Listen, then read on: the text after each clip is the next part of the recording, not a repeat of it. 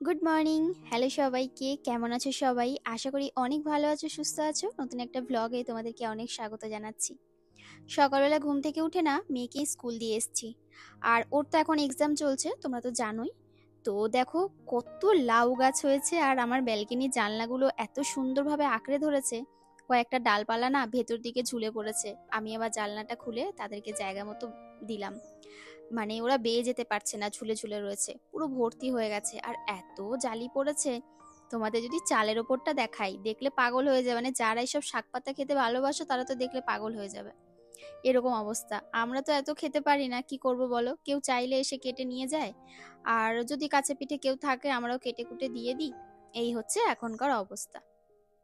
যাক, এবার বলি শরীরের আপডেট কেমন আছে। এখন আমি অনেক ভালো আছি, আগের তুলনায় একটু উইক আছে। তবে একটু খাওয়া দাওয়াটা ঠিকঠাক করলে, আমি রেস্ট নিলে সব আস্তে ঠিকঠাক হয়ে যাবে সবকিছু।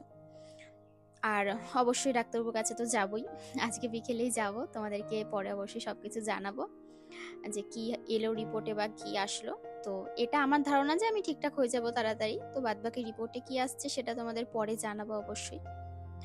আর আগে না একটা সময় ভাবতাম, ভীষণ কষ্ট হতো, আফসোস করতাম যে হয়তো আমার টেক কেয়ার করার মতো বা আমার জন্য ভাবার মতো হয়তো খুব কম সংখ্যক মানুষ আছে। কিন্তু যখন আমি আমার এরকম মাঝে মাঝে যখন শরীর খারাপ হয়, অসুস্থ হয়, দেখো মানুষের শরীর মানে অসুস্থ হবে, এটা স্বাভাবিক।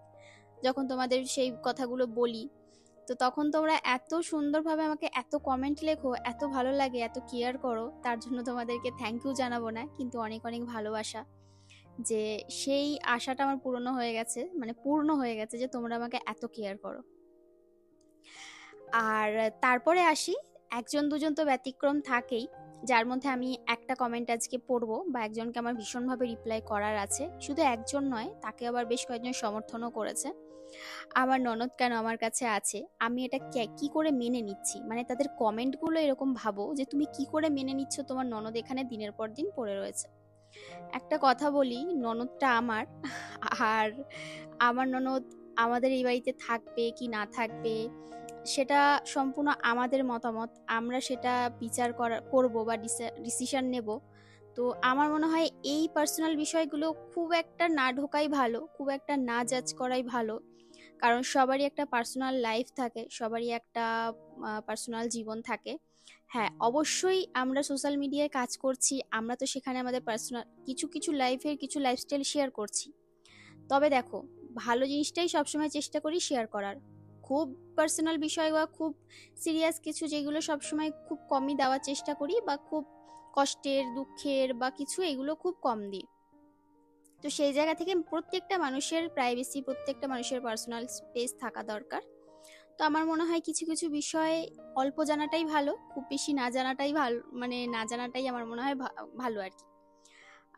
কারণ যত ঢুকবে, যত গভীরে ঢুকবে, তত তোমার নিজের প্রেশার পড়বে, কারণ প্রত্যেকটা মানুষের তো আলাদা আলাদা সংসার থাকে।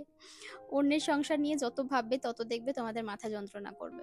তো এই বিষয়টা সম্পূর্ণই ছেড়ে দাও, কারণ ননদটা আমার। আর সেই বাড়িতে আছে, কতদিন আছে, কতদিন থাকবে, কি করবে, সেটা সম্পূর্ণই আমাদের মতামত। কখনো যদি মনে হয় যে তোমাদেরকে অবশ্যই কিছু জানানোর আছে বা বলার আছে, অবশ্যই বলবো। আর আপাতত আমার এই বিষয় নিয়ে কিছু বলার নেই। আমরা হ্যাপি আছি, সবাই মিলে হাসি খুশি আছি, ভালোভাবে আছি। তো এইটুকুনি শেয়ার করছি তোমাদের আপাতত। পরে যদি কখনো কিছু শেয়ার করা হয় অবশ্যই তোমাদের সাথে শেয়ার করব। এখন আপাতত কিছু হয়নি, কিছু বলার নেই, কিছু ঘটনা নেই। কখনো যদি কিছু হয় অবশ্যই জানাবো, ঠিক আছে? যদি জানানোর মতো হয়। যেটা জানানোর মতো নয় সেটা তোমাদেরকে বলে দেবো যে আমি এই বিষয়ে বলতে পারবো না। সেটা হয়তো যদি কখনো দিদি বলে বলবে, যদি কখনো আমার মনে হয় যে হ্যাঁ বলা উচিত, অবশ্যই বলবো। তবে ওই যে বললাম, এখনো পর্যন্ত বলার মতো কিছু হয়নি। সেই বাড়িতে আছে, ভালো আছে, আমরাও আছি। কারণ একটা মানুষের খারাপ সময় না, আমার মনে হয় দুঃখের সময়, খারাপ সময় ফ্যামিলিই পাশে দাঁড়ায়। তো ফ্যামিলির মানুষগুলো যদি একটা মানুষকে দূরে সরিয়ে দেয়, ঠেলে সরিয়ে দেয়, তাহলে সেই মানুষগুলো যাবে কোথায়? এটা আমার সিদ্ধান্ত। আমি জানোই সারা জীবন আমি নিজে একা থাকবো, একা পড়বো, এই বিষয়গুলো আমার মধ্যে কখনো ছিল না। তো যাই হোক, আর এর থেকে আর বেশি বললাম না। হ্যাপি আছি, ভালো আছি, ভালো থাকতে চাই। আর দেখো, বর এখনো শুয়ে রয়েছে। তো ও বললো যে আমাকে তাড়াতাড়ি করে উঠিয়ে দাও। আমি বললাম যে তাহলে দাঁড়াও একটুখানি, ঘরদোরগুলো না ঝাড়পোছ করে নি। কারণ শরীরটা তো খুব একটা ভালো নেই, তাড়াহুড়ো করে না কাজ করতে পারছি না। এটাই হচ্ছে সমস্যা। মানে আমার সব থেকে বড় প্রবলেম হচ্ছে সকাল থেকে এই যে কাজগুলো করে আমি হাঁপিয়ে যাচ্ছি। তারপরে হয়তো কখনো বেলা হয়ে যাচ্ছে, বা কখনো মা রান্না বান্না করছে, কোনোদিন আমি রান্না বান্না করছি। আর এই আর কি হাতে পিঠে হয়ে যাচ্ছে, অসুবিধা হচ্ছে না। আর এদিকে দেখো ঝাড় দিয়ে মুছে নিচ্ছি একেবারে, কারণ এই যে কয়েকটা দিন মোছা হয়নি, তো ভাবলাম যে আজকে আবার একটু মুছে নিই। আজকে আবার তোমার একটু ফিনাইল দিয়ে, একটু ওই লিকুইড একটা ফিনাইল আছে আমাদের, যেটা কি বলবো, সার্ফ গোলালে যেমন ফেনা হয় না, শ্যাম্পু শ্যাম্পু দিয়ে মুছলে যেরকম ঘরটা লাগে ঠিক সেরকম চকচক করে। আর ভীষণ ভালো, তবে কোনো স্মেল নেই। আর আমার একটু স্মেল যে সুগন্ধ হবে, যেমন নিমাইলের একটা গন্ধ থাকে, ওই রকম গন্ধওয়ালা বেশ ভালো লাগে। তো সেটা ওই জন্য আমাকে দুটো ইউজ করতে হয়, নিমাইল অল্প একটু দিই, আবার ওই লিকুইডটা খানিকটা দিই।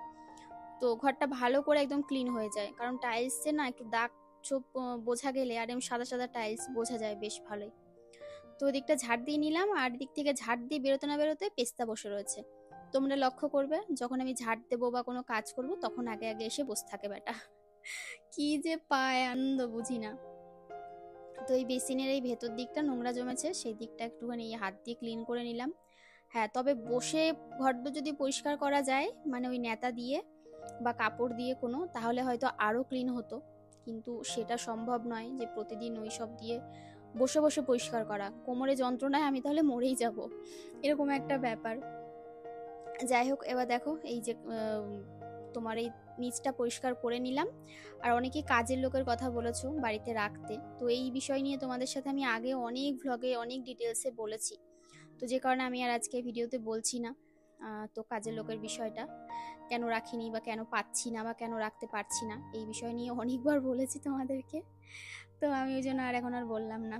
যাই হোক, চলো, নিজের সংসারের কাজ নিজেরই করতে হবে, আর ভালো লাগে কাজ করতে। একটু অসুস্থ আছি, তবে ধীরে ধীরে সব ঠিক হয়ে যাবে। আর এবার এই ঘরে আসলাম, এই ঘরে এসে তোমার চাদরটা চেঞ্জ করলাম না, কারণ এই ঘরে তো সেভাবে থাকা হয় না।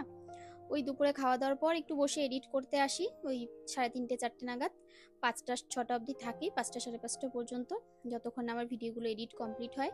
তারপরে টুকটাক বিজনেসের কাজ এইগুলো এই ঘরে বসে করতে হয়, ওই আর কি। তারপরে ওই রাতের দিকটা সন্ধ্যাবেলা উজ্জ্বল টিভি দেখে, আমি কি করব, বসে বসে একটু ওই ঘরে গান শুনি, নিজের মতো মোবাইল দেখি, নিজের কোনো কাজ থাকলে সেগুলো করি। মানে একার সময় যখন মনে হয় যে হ্যাঁ এবার একটু একা থাকা উচিত, তখন আবার এই ঘরে এসে দুদণ্ড কাটিয়ে আবার চলে যাই।